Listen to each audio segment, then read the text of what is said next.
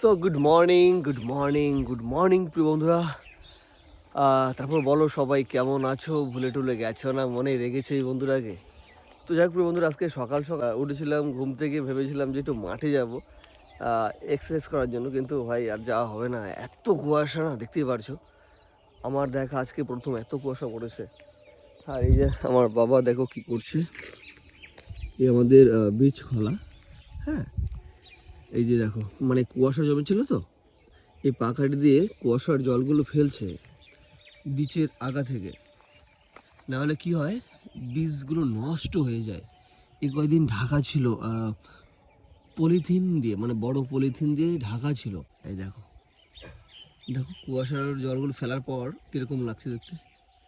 বাহ, দেখতে পাচ্ছ তো? এই দেখো, লক্ষ্য করে একটু ভালোভাবে, তাহলে দেখতে পাবে।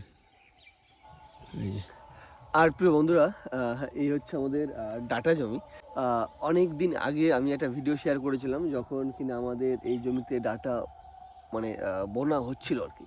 তো যাই হোক, এখন বেশ বড় হয়ে গেছে, আর কিছুদিন গেলেই